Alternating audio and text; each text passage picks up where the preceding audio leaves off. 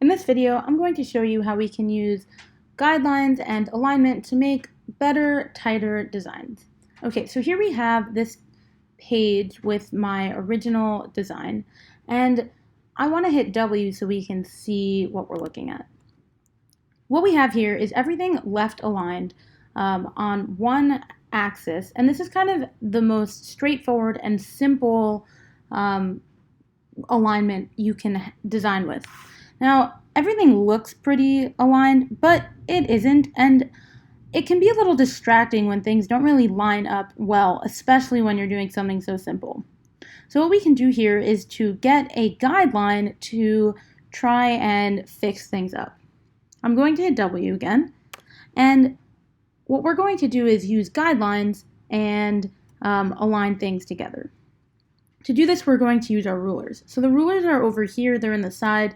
They represent an inch at whatever, because we're using inches. These represent an inch at the zoom that we're in. Right now, if you look in your corner, or look in the corner of my screen, you'll see that this is at 77%. If you want it to be at 100% to see the actual size of the document, you can hit Command or Control 1. And that will get you to 100%. Now this is an actual true inch. You can hit Command 0 or Control 0 to get to your the size of your actual screen. I'm just going to hit Command minus to zoom out a little bit, and now we're back at 75. If you don't have these rulers, the way that you get them is by going to View and find Rulers. You can hide the rulers, or you can show the rulers. The shortcut for both is Command R. So if you have the rulers on and you want to turn them off, to get them off, you would hit Command or Control R. And to get them back, you would hit Command or Control R. Now, once you have these rulers, you can just pull out a guideline from the ruler. Okay, so now I have this guideline. If I hit W, it doesn't show up. So it's really just there to when you're in your workspace. And now that I have this guideline, I can really see that these things are not lined up. M.T. Anderson and this review are just not lined up with the rest. These happen to be aligned, so I guess that's a good thing. So what I'm just going to do is snap it over. So now everything's on the same line, but does it look aligned? I don't think it looks super aligned, even though it technically is.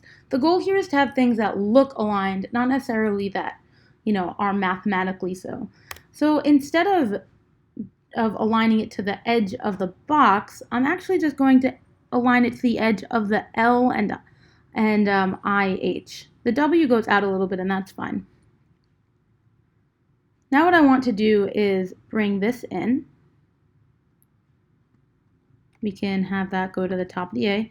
And this is actually pretty close to where I want it to be. I want the M, the top of the M, to be what it's aligned to. This will go out, and that's fine. And I want to nudge this over a little bit as well. And now this looks pretty well aligned to me. And this feels a lot more satisfying. I think another thing that I can do is just bring this in closer. The reason is because proximity is a big thing with text. So if things are close to each other, they feel connected. And author of feed is kind of is describing M.T. Anderson, so I wanted that to be closer. Now this is a satisfying design, and I'm pretty happy with it. But I want to try experimenting with something a little more interesting. Now I don't need to do something more interesting just for the sake of it. So. And I also want to point out that I did use guidelines to make sure that this is all aligned well. I don't need to make, like, this goes with the idea, and this fits with the thumbnail that I had decided and wanted to do. So I'm not going to just mess around with that one. Instead, I'm going to try working on the Shakespeare one. So first I'm just going to drag out a text box, the complete works of, and then in another text box, I'm going to write, and the shortcut for a text box is T, just the letter T, Sherlock Holmes, and I'm going to spell Holmes with an E this time. Okay, the font that I had found on Adobe Fonts for this design is Lust. And it's a font that I think just looks super cool with this idea or with Sherlock Holmes. And so I'm just going to, I just snapped the text box to Sherlock Holmes. And now I'm going to hit Command Shift. That lets me resize it without having to change the number. Now it does change the number. It's a little bit faster, I find. And so now and I'm going to now hit the down button so that way it's an actual number. And I'm going to change the font from Minion Pro to something I found called Edita, also on Adobe Fonts. And I'm also going to make this bigger as well. Okay, so again, this is left aligned. And it's fine, but I think we can do better with this. And the first place I'm going to start doing better with this is the name. So I'm going to, there are a few things we could do. We could either separate these, like put them in two separate text boxes. I'm going to show you that. So I just copy and pasted it. So we could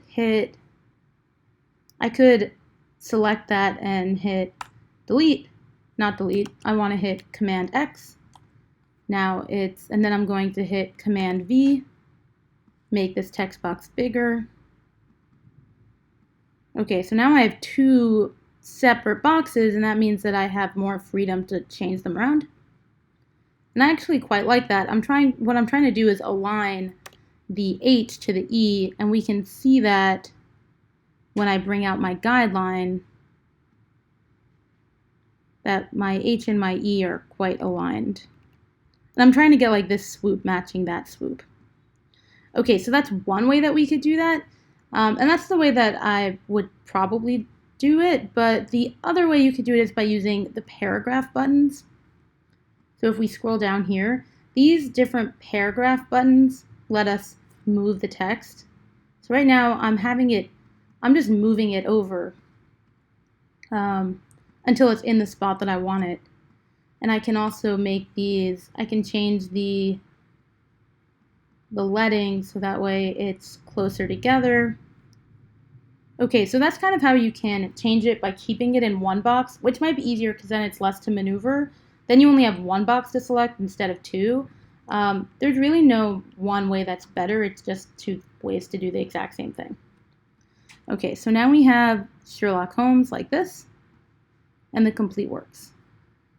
I don't really like how that is. Instead, I would rather have, because this is the bulk of the S, you really want to align the letter to like the bulk of the shape, so I would rather align it to this. I also think that this looks less than ideal just because it's not really matching. Now I think that I want to align it to the H, or maybe to this part of the H. Great, and now we have something that's just a little bit more interesting. It's less basic, and that can really make a design look more interesting. We can also add the name, Sir Arthur Conan Doyle, of the author, the name of the author. That's the end of that sentence.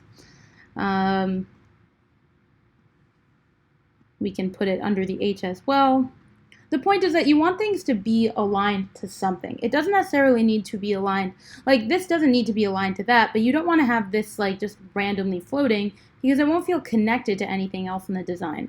So when you're going to do these more interesting and thoughtful alignments, it's important to just consider what you're connecting to something else. So right now this Sir Arthur Conan Doyle is connected to this H, the H is connected to the E, and the complete works of is connected to this H over here. I think that looks pretty good. So that's how you would use alignment to make a better design.